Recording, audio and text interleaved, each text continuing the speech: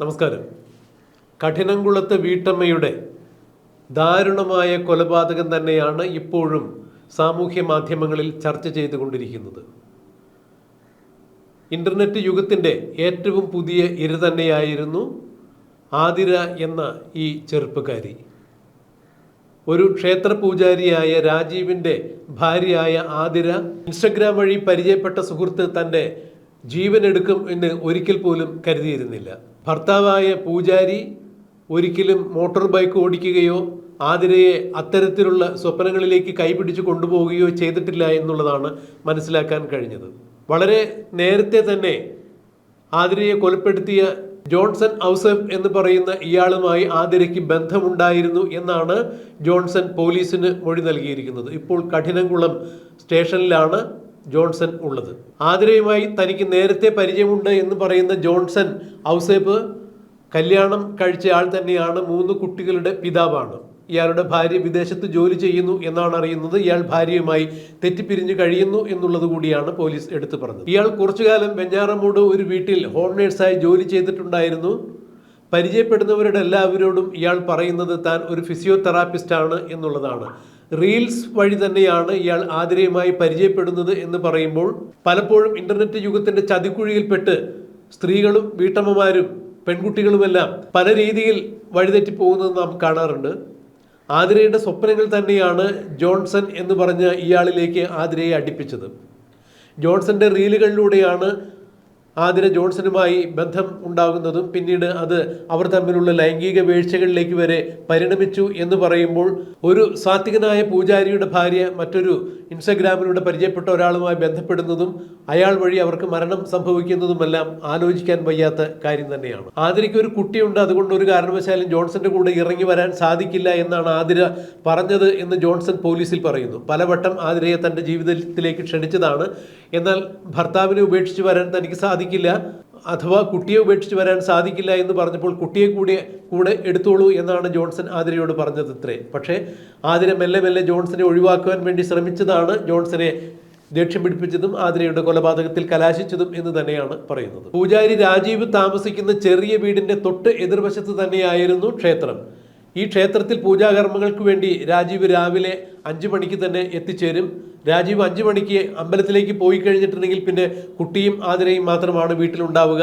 കുട്ടിയെ സ്കൂളിൽ വിട്ടുകഴിഞ്ഞാൽ പിന്നെ ആതിരയ്ക്ക് ധാരാളം ഫ്രീ സമയം കിട്ടുന്നു. ഈ സമയത്ത് തന്നെയാണ് ഇതുപോലെ റീൽസ് കാണുവാനും ഇന്റർനെറ്റിൽ കയറി ധാരാളം സൗഹൃദങ്ങൾ ഉണ്ടാക്കുവാനും ആതിര സമയം കണ്ടെത്തിയിരുന്നത്. ഭർത്താവിൻ്റെ കൂടെ തനിക്ക് ഒരിക്കലും ബൈക്കിൽ യാത്ര ചെയ്യാൻ സാധിക്കില്ല എന്ന് മനസ്സിലാക്കിയ ആതിര ജോൺസന് ഒരു ബൈക്ക് എടുക്കുവാൻ വേണ്ടി ഏതാണ്ട് 1,03,000 ചിഷ്ടം രൂപ കൊടുത്തു എന്നാണ് ജോൺസൺ പറയുന്നത്. ജോൺസൺ ആ പണം ഉപയോഗിച്ച് ഒരു സെക്കൻഡ് ഹാൻഡ് ബൈക്ക് വാങ്ങുകയും ആതിരയെ ആ ബൈക്കിൽ കയറ്റി പലയിടങ്ങളിലും കൊണ്ടുപോവുകയും ചെയ്തിട്ടുണ്ട് എന്നാണ് പറഞ്ഞത്. ഇത്തരം വിവരങ്ങൾ അറിഞ്ഞ് പൂജാരി രാജീവ് ആതിരയുമായി വഴക്കിടുകയും അവർ തമ്മിൽ ഭിന്നതയുണ്ടാവുകയും ചെയ്തു എന്ന് നാട്ടുകാർ പോലും സൂചിപ്പിക്കുന്നു. എന്നാൽ ഏതെങ്കിലും വിവരം ഇത് പുറത്തു പറയുകയാണെങ്കിൽ താൻ ആത്മഹത്യ ചെയ്യും എന്ന ഭീഷണിയാണ് രാജീവിനോട് ആതിര മുഴക്കിയിരുന്നത്. അതുകൊണ്ട് പാവം പൂജാരിക്ക് തൻ്റെ ഭാര്യ ഇത്തരത്തിലൊരു ട്രാപ്പിൽ അകപ്പെട്ടിരിക്കുന്നതും ഇതിൽ നിന്ന് ഏത് വിധേനയും അവളെ രക്ഷിക്കണം എന്നുള്ള കാര്യങ്ങളൊന്നും നാട്ടുകാരുമായി പങ്കുവയ്ക്കാൻ സാധിച്ചിരുന്നില്ല എന്നുകൂടിയാണ് ഇപ്പോൾ അറിയാൻ കഴിയുന്നത്. എന്തായാലും ആതിര കൊല്ലപ്പെടുന്ന ദിവസം അതിരാവിലെ തന്നെയാണ് പൂജാരിയുടെ വീട്ടിൽ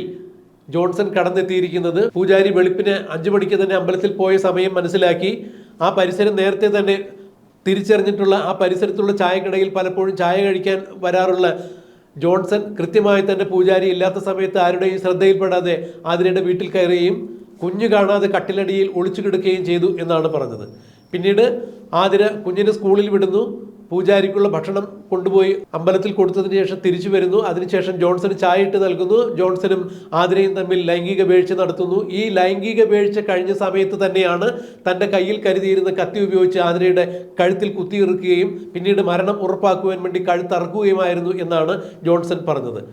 ആതിര പൂജാരിയെയും കുട്ടിയെയും ഉപേക്ഷിച്ച് തൻ്റെ കൂടെ വരാത്തതിലുള്ള ദേഷ്യം തന്നെയാണ് തന്നെ ഒഴിവാക്കാൻ ശ്രമിക്കുന്നു എന്നുള്ളതിലെ ദേഷ്യവും പകയും തന്നെയാണ് ആതിരയുടെ കൊലപാതകത്തിലേക്ക് തന്നെ നയിച്ചത് എന്നാണ് ജോൺസൺ കഠിനംകുളം പോലീസ് സ്റ്റേഷനിൽ നൽകിയിരിക്കുന്ന മൊഴി.